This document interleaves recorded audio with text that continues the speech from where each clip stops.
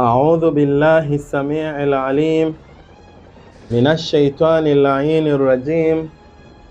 بسم الله الرحمن الرحيم. الحمد لله رب العالمين، وصلى الله على محمد وآله الطاهرين. اللهم صل على محمد. الإمام الباكر سلام الله عليه ينقل هذه الرواية الكريمة من أبيه زين العابدين عليهما أفضل الصلاة والسلام.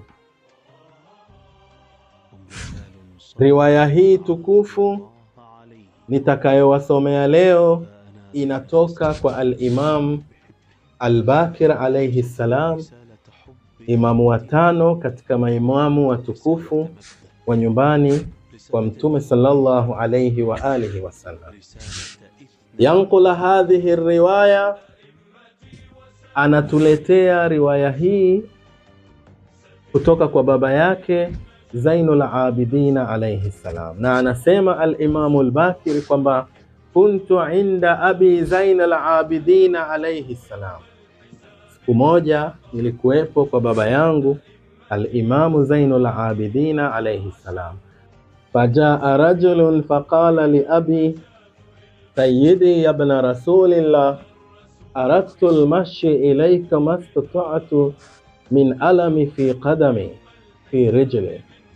Huyu mtu akawa ameingia kwa al-Imam Zainul Abidin alayhi salam, akawa anamwambia sayyidi ya ibn rasulillah, ewe mtoto wa Mtume sallallahu alayhi wa alihi wasallam, mimi nimetaka kukutembelea muda mrefu, lakini nimeshindwa kufika hapa sababu nina maumivu makubwa na maumivu makali katika miguu yangu.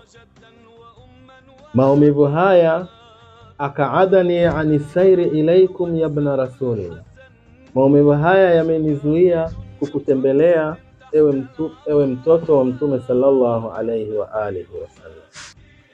Sikilizeni jawabu kutoka kwa Sayyidi wa Maulaya Zainul Abidin alayhi salam, hasa katika kipindi hiki ambacho dunia imeharibika. Hadhihi dunya muliat jawran wa dhulman, dunia hii sasa hivi imeshajaa dhulma, imeshajaa ujeuri.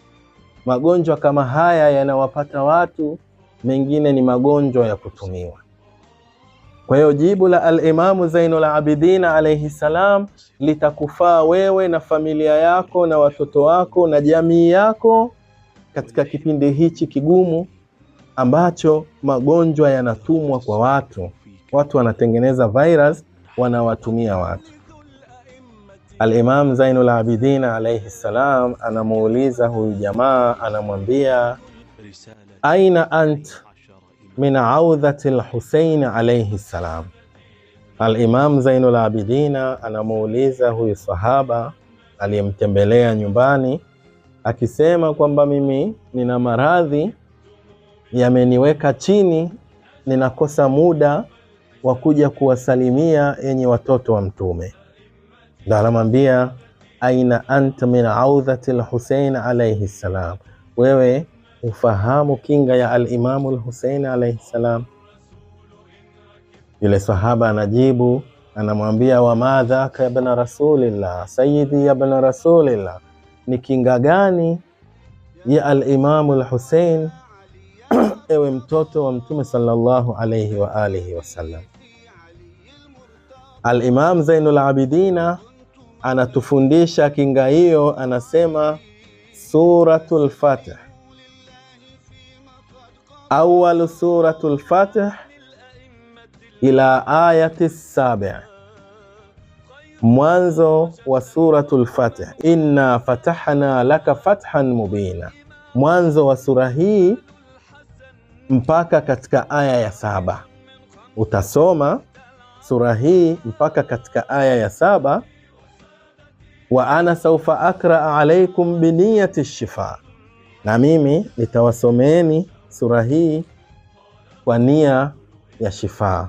Popote ulipo, fungua msahafu wako ukurasa 511, tunaweza kusoma kwa pamoja biniyati shifaa. A'udhu billahi minash shaitanir rajim. Bismillahir rahmanir rahim. Inna fatahna laka fathan mubina liyaghfira laka Allahu ma taqaddama min dhanbika wa ma ta'akhkhar. وقد دارت السيوف في كربلاء على النحر، وثالث الأئمة هو الحسين.